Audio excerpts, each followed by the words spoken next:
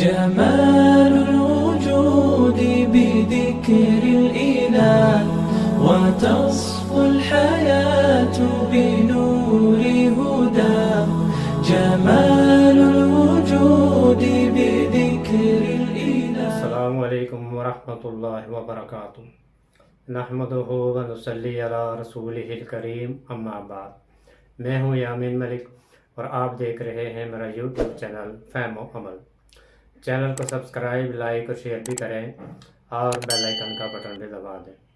آج ہم انشاءاللہ سورہ بقرہ کی آیت نمبر 43 کا لفظ مطلب اس کے روٹ ورڈ یعنی مادہ کے حوالے سے سمجھنے کی کوشش کریں گے.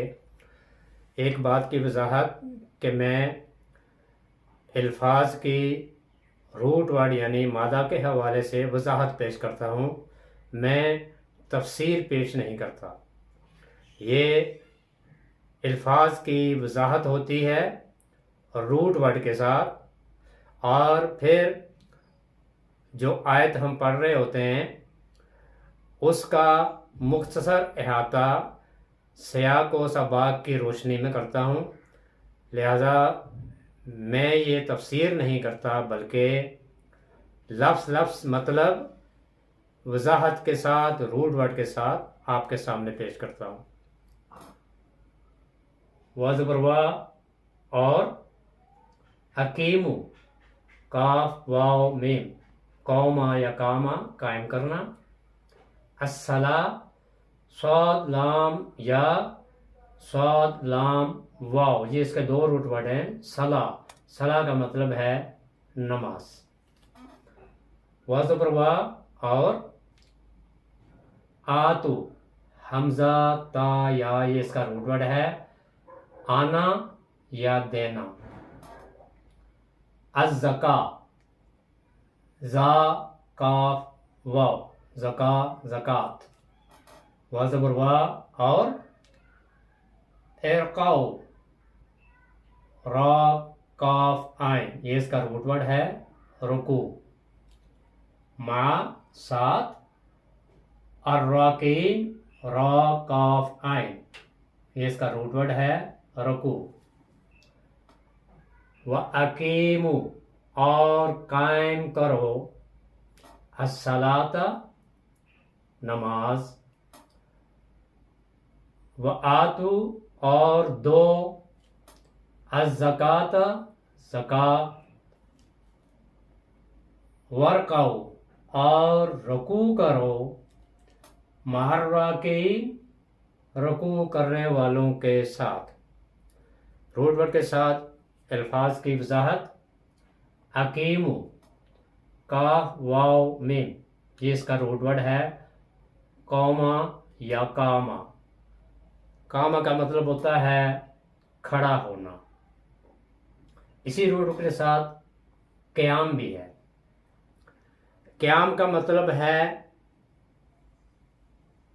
کسی جگہ ٹھہرنا.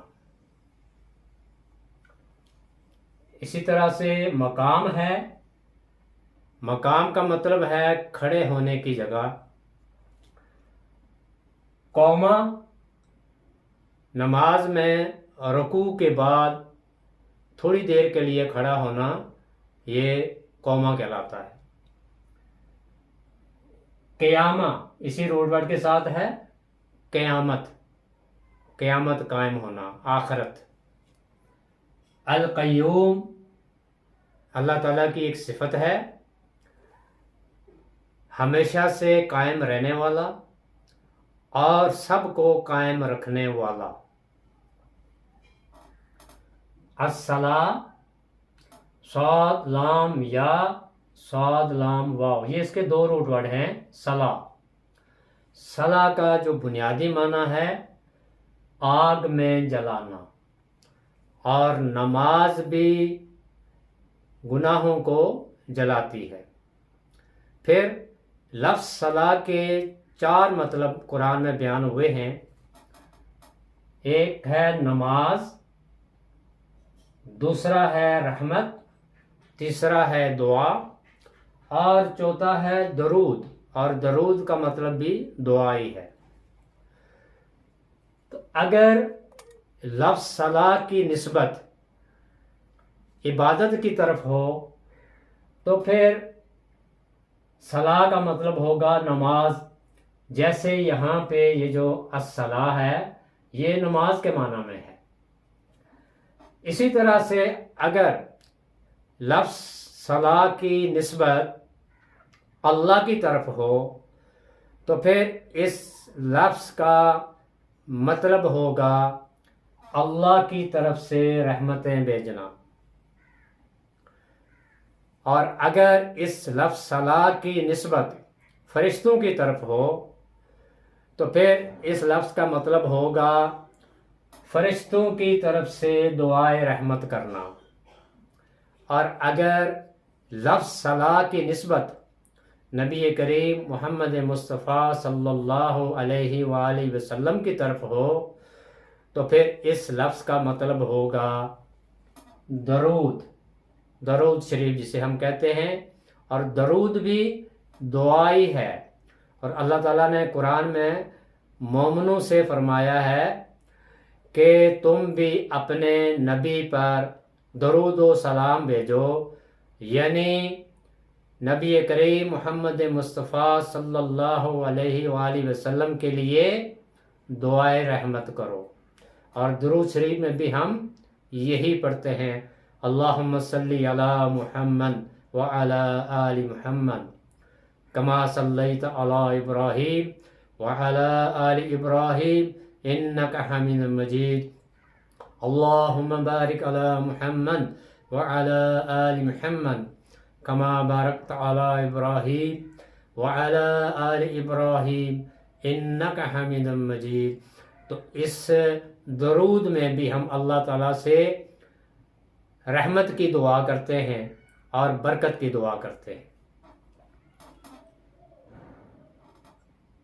اور لفظ صلاح جو ہے اس کا مطلب ہر آیت کے موضوع اور سیاق و سباق کی روشنی میں اس کا مطلب اخذ کیا جائے گا. آتو حمزہ تا یا یہ اس کا روٹ ورڈ ہے. عطا کا مطلب ہے آنا اور عطا کا مطلب دینا بھی ہے. اور اگر عطا کے بعد بازر بھی ہو تو پھر اس کا مطلب ہوگا لے آنا. الزکا زا قاف واو زکا یہ اس کا روٹ ورڈ کے ساتھ معنی ہے. زکا کا مطلب ہے نشو و نما پانا، پروان چڑھانا، بڑھنا اور پھلنا. یہ اس کا بنیادی معنی ہے. اور زکی کہتے ہیں کسی چیز کو عمدہ بنانا، اس کی اصلاح کرنا اور آگے بڑھانا. پھر اسی سے زکوٰۃ ہے. زکوٰۃ کا بنیادی مقصد غریبوں کی مدد کرنا. کسی چیز کی ترقی اور نشو و نما میں جو چیزیں رکاوٹ بنیں ان کو دور کرنے کے لیے جو مال اللہ کے راستے میں دیا جاتا ہے وہ زکوٰۃ کہلاتا ہے. اور مخصوص شرائط کے ساتھ کسی مستحق آدمی کو اپنے مال کے ایک معین حصے کا مالک بنا دینا یہ زکوٰۃ کہلاتا ہے. اور اسی سے پھر تزکیہ بھی ہے. تزکیہ ہوتا ہے کہ دل کو پاک کرنا، یعنی اپنے دل کو باطل عقائد سے پاک کرنا. ورکاؤ را قاف عین رکع رکوع کرنا. اور رکوع کیا ہے؟ منہ کے بل جھکنا یا گرنا، یعنی جھک جانا، عزت اور احترام، فرما بردار بن جانا. اور پھر اصطلاح میں نماز کی حالت میں کمر کو ایک مخصوص شکل میں جھکانا یہ رکوع کہلاتا ہے۔ وَأَقِیمُوا الصَّلَاۃَ اور قائم کرو نماز، وَآتُوا الزَّکَاۃَ اور دو زکوٰۃ، وَارْکَعُوا اور رکوع کرو، مع الراکعین رکوع کرنے والوں کے ساتھ۔ اس سے گزشتہ آیت میں ہم نے پڑھا تھا وَلَا تَلْبِسُوا الْحَقَّ بِالْبَاطِلِ وَتَكْتُمُوا الْحَقَّ وَأَنْتُمْ تَعْلَمُونَ۔ یہود کے ہاں نماز میں رکوع اور باجماعت نماز سرے سے ختم ہو چکی تھی، اور پھر انہوں نے جان بوجھ کر اپنی کتابوں میں تحریف بھی کی تھی اور اس میں اپنی طرف سے کچھ چیزیں شامل کر لی تھی۔ تو انہیں حکم دیا جا رہا ہے کہ تم جان بوجھ کر حق کو باطل کے اندر غلط ملط نہ کرو، مکس اپ نہ کرو، اور یہ جو کام تم کر رہے ہو یہ تم غلطی سے نہیں کرتے بلکہ وَأَنْتُمْ تَعْلَمُونَ، تم جانتے ہو، جان بوجھ کے ایسا کر رہے ہو، تمہارے پاس یہ سب علم موجود ہے، تم اہل کتاب ہو، تمہارے نبیوں کو کتابیں دی گئی ہیں، لیکن اس کے باوجود تم کیا کر رہے ہو؟ حق کو باطل کے اندر ملا رہے ہو، مکس اپ کر رہے ہو، اور یہ تم جان بوجھ کے کرتے ہو۔ اس آیت میں یہ خطاب تو بنی اسرائیل کو ہی ہے، یہود کو ہی ہے، لیکن یہ حکم صرف بنی اسرائیل کے لیے نہیں ہے، یہ قیامت تک تمام انسانوں کے لیے، تمام مومنوں کے لیے ہے۔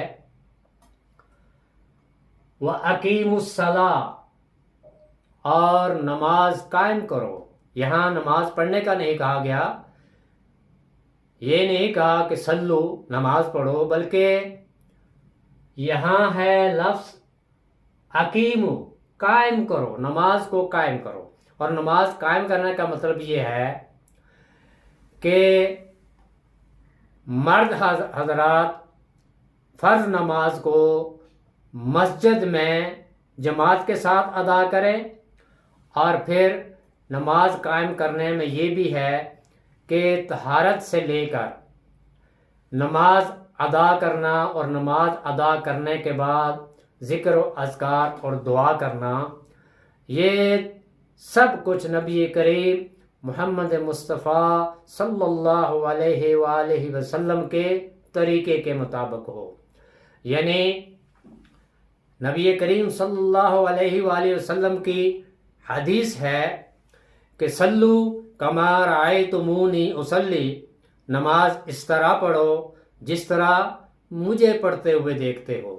تو نبی کریم صلی اللہ علیہ وآلہ وسلم نے اپنی امت کو نماز پڑھ کے بتائی اور تمام احکامات بھی دیے، اور پھر نماز کا اہتمام کیا، باجماعت نماز کا، فرض نماز کہ وہ مسجد میں ادا کی جائے، اور تمام شرائط پوری کرنے کے بعد، یعنی اس میں طہارت کا جو طریقہ ہے وہ بھی سنت کے مطابق ہو، وضو بھی سنت کے مطابق کیا جائے، پاکی حاصل کی جائے، اور پھر نماز کو نبی کریم محمد مصطفیٰ صلی اللہ علیہ وآلہ وسلم کے طریقے کے مطابق مردوں کو مسجد میں باجماعت نماز ادا کرنے کا حکم ہے۔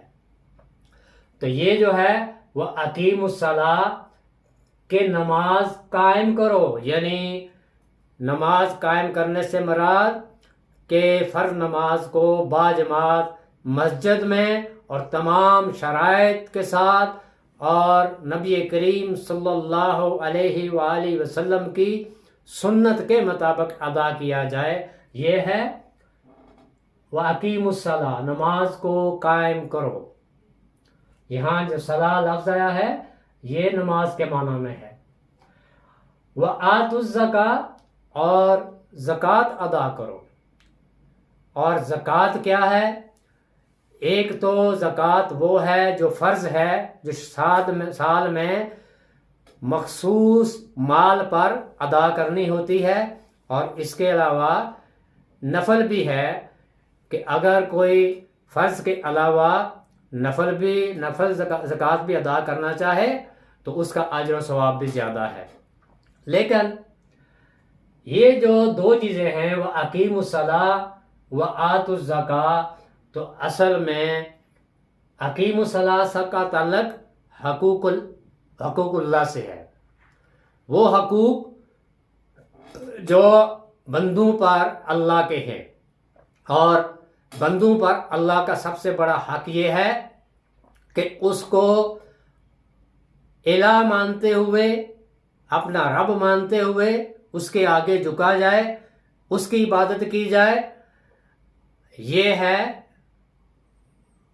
حق اللہ کا بندوں کے اوپر، یعنی اللہ تعالیٰ کے احکامات کو ماننا، اس کے آگے جھکنا. تو یہ جو اقیم الصلاۃ ہے، یہ اصل میں حقوق اللہ ہیں، اور صلاح میں وہ تمام حقوق آ جاتے ہیں جو بندوں پر اللہ کے حقوق ہیں. یعنی تمام احکامات، ہر طرح کے احکامات ادا کرنا وہ صلاح ہی ہے اصل میں. تو یہ حقوق اللہ ہیں. وَأَقِيمُوا الصَّلَاةَ، نماز قائم کرنا، اللہ تعالیٰ کے حقوق پورے کرنا. اور پھر وَآتُوا الزَّكَاةَ، زکوٰۃ ادا کرنا. تو اس کا تعلق بھی بندوں سے ہے، یعنی بندوں کے حقوق پورے کرنا، اللہ کی مخلوق کے حقوق ادا کرنا. اور ان حقوق میں یہ بھی ہے کہ جو لوگ مستحق ہیں، جن کے پاس مال نہیں، پیسہ دولت نہیں، تو ان کی مدد کی جائے. اور اس کا طریقہ زکوٰۃ رکھا گیا ہے کہ جو لوگ مالدار ہیں وہ اپنے مال میں سے جو مقرر ہے وہ حصہ ان لوگوں کو دیا جائے جو مستحق ہیں. اور پھر زکوٰۃ سے مراد بندوں کے حقوق بھی ہیں، اور ہر طرح کے حقوق.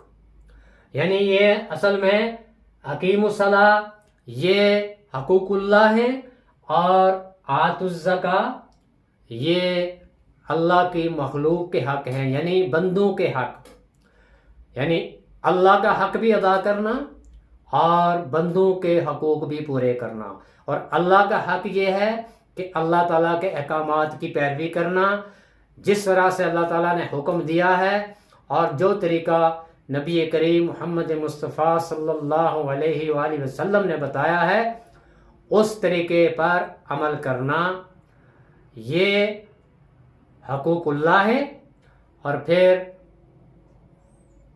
آتوا الزکاۃ یہ بندوں کے حقوق ہیں، اور بندوں کے حقوق میں ہر طرح کے حقوق آتے ہیں، چاہے وہ اپنے ماں باپ کے ہوں، اپنی اولاد کے ہوں، اپنے گھر والے کے ہوں، اپنے رشتہ داروں کے ہوں، یا دوسرے لوگوں کے. ہر ایک کا حق ادا کرنا یہ حقوق العباد میں آتا ہے. تو وَأَقِيمُوا الصَّلَاةَ، نماز قائم کرو، یعنی نماز کو باجماعت اس کی تمام شرائط پوری کر کے ادا کرو. اور پھر وآتوا الزکاۃ، اور زکوٰۃ ادا کرو، یعنی اپنے مال میں سے ان لوگوں کا حق بھی ادا کرو جو مستحق ہیں. پھر وَارْكَعُوا مَعَ الرَّاكِعِينَ، اور رکوع کرو رکوع کرنے والوں کے ساتھ. تو یہ باجماعت نماز کی تاکید ہے، یہ دوبارہ تاکید کی جا رہی ہے کہ جو رکوع کرنے والے ہیں ان کے ساتھ تم بھی رکوع کرو. یعنی سب لوگ، تمام اہل ایمان باجماعت نماز ادا کریں مسجدوں میں. یعنی فرض نماز کو باجماعت مسجد میں ادا کرنا چاہیے۔ یہ اللہ اور اس کے رسول صلی اللہ علیہ وسلم کا حکم ہے اور ہمیں بھی اسی کے مطابق عمل کرنا ہے۔ تو اس آیت میں ہمارے لیے جو سبق ہے وہ یہ ہے کہ اللہ تعالیٰ نے ہمیں دو چیزوں کا حکم دیا ہے کہ ایک وَأَقِیمُوا الصَّلَاةَ کہ نماز قائم کرو، یعنی نماز کو شرائط پوری کرتے ہوئے اس کو ادا کرو، اور پھر وَآتُوا الزَّکَاۃَ اور پھر بندوں کے حقوق بھی ادا کرو، یعنی زکوٰۃ ادا کرو۔ وہ لوگ جو مستحق ہیں ان کو اپنے مال میں سے ایک معین حصے کا مالک بنا دیں، یعنی ان کو بھی اپنے ساتھ شامل کریں۔ یہ ہے زکوٰۃ۔ وَأَقِیمُوا الصَّلَاةَ وَآتُوا الزَّکَاۃَ اور نماز قائم کرو اور زکوٰۃ ادا کرو۔ وَارْکَعُوا مَعَ الرَّاکِعِینَ اور رکوع کرو رکوع کرنے والوں کے ساتھ۔ اللہ تعالیٰ ہمیں قرآن کے ہر لفظ کو سمجھ کر اس کے مطابق اس پر عمل کرنے اور قرآن کو دوسروں تک پہنچانے کی توفیق عطا فرمائے۔ سبحانک اللہم و بحمدک نشہد ان لا الہ الا انت نستغفرک و نتوب الیک۔ السلام علیکم ورحمۃ اللہ وبرکاتہ۔